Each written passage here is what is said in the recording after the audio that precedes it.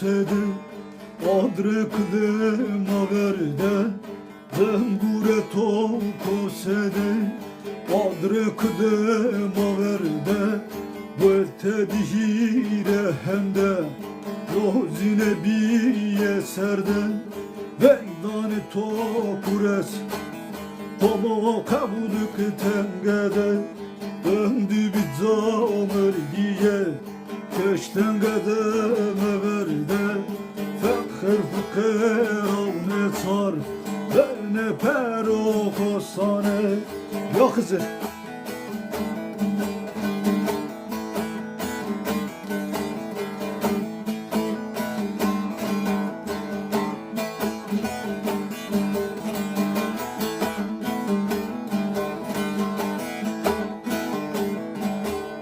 Çeverde hamon yazma Godedi pirima Çeverde hamon yazma Godedi pirima Avu binaloh meva Dercurarı bevela Cini camod vusfera Edima kote sema Cini camod vusfera Edima kote sema Ultimenda budelay kures Resma demema Konde tenure vaylin kera Tengedeme verde vazima Ya hak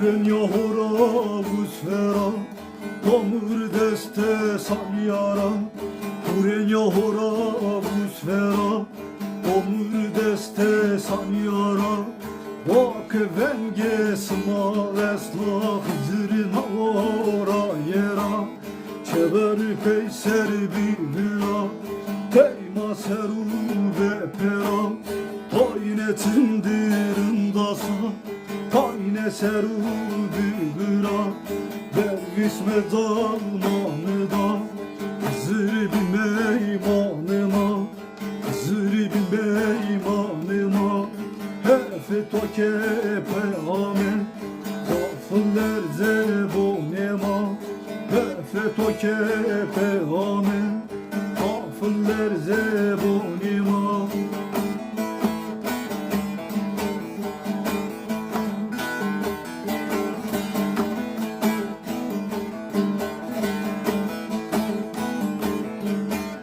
Yavuşene Kerbela Tomed kaful vela Yavuşene Kerbela Tomed kaful vela Servatora bervebe Terde pile kızıma Servatora bervebe Terde kıze pilima Döndü bir zomer diye Keşten gedeme verde Döndü bir zomer diye Keşten gedeme verde Dedi dermanı gola Dedi dermanı gola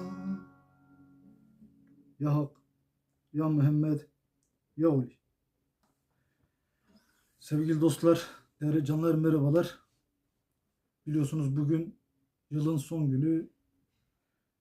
Yeni yıla girmemize saatler kala özellikle yangın yerine dönen dünyamızdan yeni yıla dair iyilik, güzellik talep ediyorum. Bu nedenden dolayı kendi ana dilimden bir deyiş seslendirmek istedim. Deyiş seslendirmek tabiri caizse biraz iman, itikat isteyen, yetenek isteyen bir iş olduğu için biz de en azından ilk denememizi yapmış olduk. Çünkü bu yol ağır bir yoldur. Kendim böyle bir değişiklik yaptım. Yeni yılı bu deyişimizle Hızır'a, düzgüne, hakka haykırarak dile getirmeye çalıştım. Bütün dostlarımızın, bütün dünya aleminin bu yeni yılını kutluyorum. Herkese sağlık, mutluluk, barış, huzur dolu yıllar diliyorum. Sevgiyle kalın.